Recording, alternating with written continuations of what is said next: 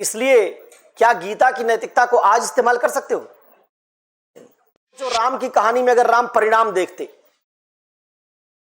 रावण सीता का अपहरण करके ले गया और राम, और ये कह दो कि नहीं गीता की नैतिकता का कहीं इस्तेमाल नहीं करेंगे, परिणाम ही देखेंगे, तो जरा सोचो, गणित में दुविधा नहीं होती, फिजिक्स में दुविधा नहीं होती, नैतिकता में दुविधा आपको होती है। इसका मतलब है कि नैतिकता में कोई एक बात हमेशा सही नहीं होती।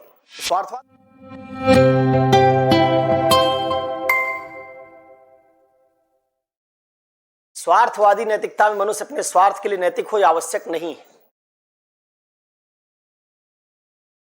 ठीक बात है। अगर कोई नैतिकता का ऐसा मॉडल हम लोगों ने अब तक ढूंढ लिया होता जिस नैतिकता का पालन करने पर कभी अनैतिक काम ना होता, तो फिर नैतिकता गणित बन जाती। जैसे गणित में हम पढ़ते हैं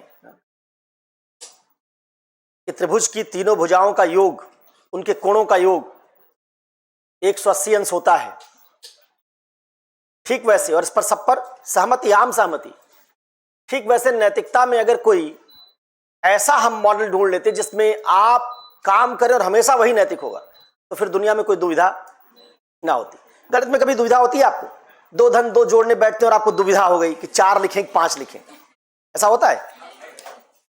जिनको दुविधा होती है उन्होंने ठीक से फीस नहीं जमा की होगी गणित की पढ़ाई करते समय, वहां भी छूट ले ली होगी। तो गणित में दुविधा नहीं होती, फिजिक्स में दुविधा नहीं होती, नैतिकता में दुविधा आपको होती है। इसका मतलब है कि नैतिकता में कोई एक बात हमेशा सही नहीं होती। तो स्वार्थवाद के बारे में भी ये बात लागू होगी। आप गीता में पढ़ते हैं कि अगर गीता की नैतिकता है, परिणाम निरपेक्ष नैतिकता है, कि अगर न्याय का मामला हो तो फिर चाहे परिणाम कुछ भी आए, हमको न्याय के लिए लड़ना चाहिए। गीता की इसी नैतिकता को जरा आज नॉर्थ कोरिया पर अप्लाई कीजिए कि चाहे परिणाम कुछ भी आए, हमको नॉर्थ कोरिया के लोगों को तानाशाही से मुक्त कराना है। आपकी शायद दुनिया ही नहीं बचेगी। भूल जाइए महाभारत का जो चमकदार तीर दिखाते थे ना, वो सबसे टीवी में देखने में अच्छे लगते हैं। अगर अपना पूरा न्यूक्लियर आर्सेनल नॉर्थ कोरिया ने अनलीश कर दिया दुनिया पर, तो दुनिया खत्म हो सकती है। तो जब कोई बचेगा ही नहीं, तो पशु पक्षियों से नैतिकता क्या करवाएंगे आप? शायद वो भी ना बचे। इसलिए क्या गीता की नैतिकता को आज इस्तेमाल कर सकते हो? और ये कह दो कि नहीं गीता की नैतिकता का कहीं इस्तेमाल नहीं करेंगे, परिणाम ही देखेंगे, तो जरा सोचो, राम की कहानी में अगर राम परिणाम देखते, रावण सीता का अपहरण करके ले गया और राम नॉर्थ कोरिया की तरह, जैसे आज हम परिणाम देखते इसलिए नॉर्थ कोरिया पर हमला नहीं करते, राम भी परिणाम देखने वाले व्यक्ति होते और देखते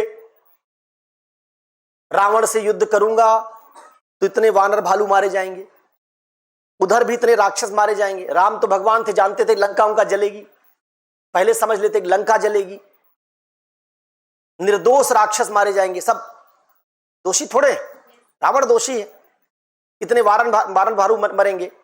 तो राम भी कह देते, सीता के पास संदेश भिजवाते हनुमान से कि सीते,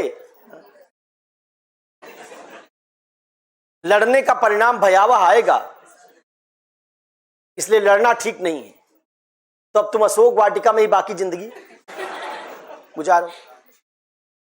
ठीक होता ये भी ठीक नहीं होता।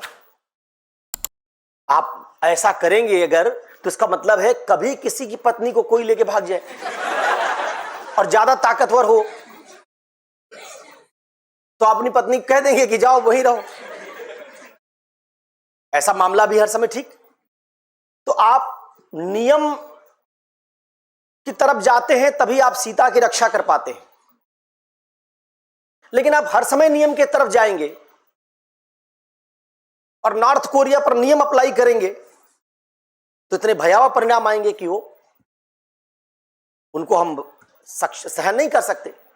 इसलिए एक जगह क्या देख रहे हैं आप, परिणाम वाली नैतिकता लागू नहीं हो पा रही है, नियम की लागू होगी, अन्यथा सीता को परिणाम की नैतिकता के हिसाब से तो रावण के पास रह जाना पड़ेगा।